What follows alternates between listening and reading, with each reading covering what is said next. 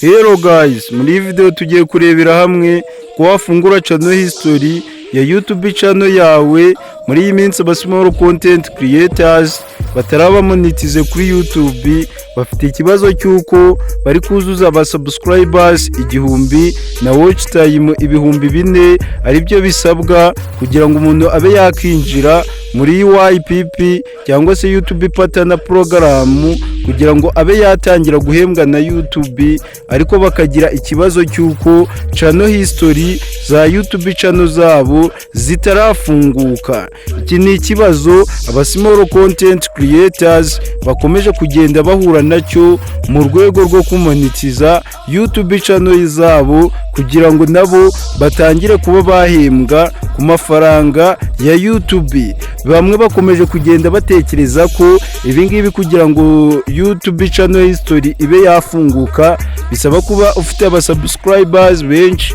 abandi bagatekereza ko bisaba kuba ufite video nyinshi. Ibingibi byose ndagira ngo mbabwire ko ari ibinyoma, ari bimwe mu bintu abantu bakomeje kugenda batekerezaho kandi atari byo, ahubwo ngiye kuba nakwereka uburyo mukwiye kuba mufunguramo channel history za YouTube channel zanyu mu buryo bwiza, aho bababesha ko ibingibi bisaba kuba ufite aba subscribers benshi.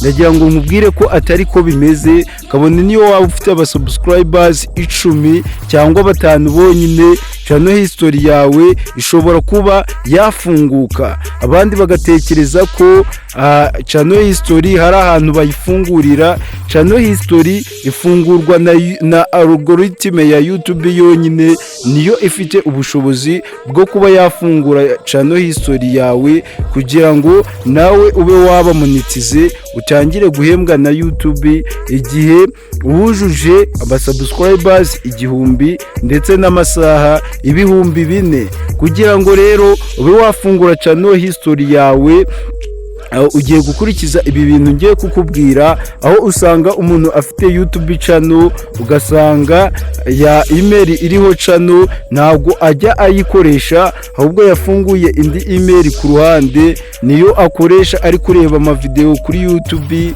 niyo akoresha ari gukora ama subscribe, ari gutanga ama comment kuri video z'abandi. Ndagira ngo nkubwire ko ibi ngibi ari bimwe mu bintu bikomeje gutuma abenshi channel history zabo zidafunguka. Ibi ngibi birasaba kugira ngo ukoreshe email iriho YouTube channel yawe, ariyo ukoresha uri kureba ama video kuri YouTube, uri gukora ama subscribe, uri gutanga ama comment ku bintu ukunda gukurikirana kuri YouTube kugira ngo channel history yawe ibashe kuba yafunguka. Ese muzi impamvu YouTube channel history itinda gufunguka?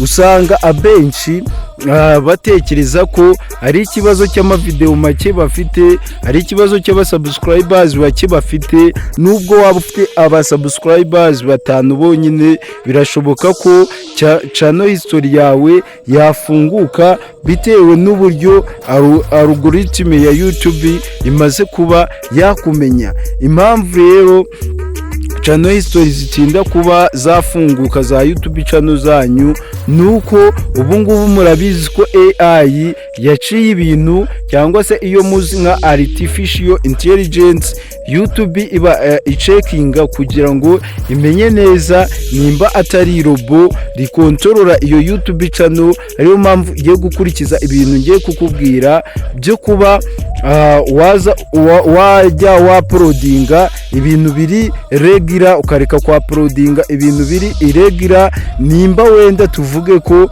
waploadinga saa 6 zo kumanywa, wenda kuwa mbere, kuwa gatatu no ku cyumweru, izo saha ugomba kuba uzikurikiza, apana kwa uploadinga ibihe bigiye bitandukanye.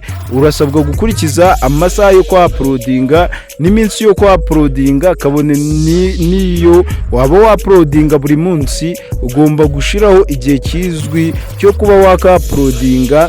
Kandi ikindi kiri gutuma YouTube channel history zidafunguka nuko abantu aba small content creators bagitangira, uri gusanga umuntu ari gukora video zijyanye na siporo, ugasanga ari gukora izijyanye na entertainment, ugasanga mu kanya yashizeho imiziki, yashizeho music, ugasanga asizeho comedy filime, ukayoberwa nishi akora iyo ariyo.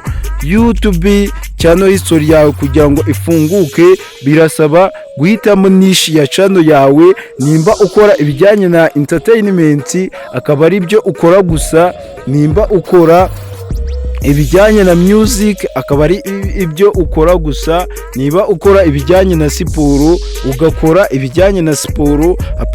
Apana kuvangavanga ibintu kuri YouTube channel imwe. Ibi ngibi nubikurikiza biraza kuba byagufasha, kandi cya kindi twatangiriyeho cyo kuvuga ngo ugomba gukoresha email yawe ifunguriyeho channel, ukayikoresha ukora subscribe, utanga comment, ukanda like. Ibyo ngibyo bizatuma YouTube algorithm ibona ko utari robo, ko channel yawe idakontororwa n'amarobo, ibone ko channel yawe iri active. Biragusaba kugira ngo ujye ukora subscribe ku channel y'abantu, ujye ukanda like, utange na comment, kubera ko channel history zitinda gufunguka, kubera ko YouTube iba itekereza ko ari amarobo ari kuzikontorora. Ariko nubasha gukora ibyo byose ukereka algorithm ya YouTube ko ari umuntu uri gukontorora iyo channel, kandi iyo channel iri active, ibintu byose bizagenda neza. Ikindi ukurikize amasaha yo kwa uploadinga, kandi utavangavanga amavideo, ukora amavideo y'ubwoko bumwe, icyo kibazo kizakemuka. Ikindi reba munsi y'video handitse subscribe, ukandeho ufungura inzogera, ubundi mwese mukande like, ubundi mube mwasharinga iyi video kuri social media zigiye zitandukanye, haba ku magroupe ya WhatsApp, kuri bagenzi banyu, kugira ngo nabo babashe kuba bakemura ikibazo, bafite ikibazo cya channel history za YouTube channel zabo.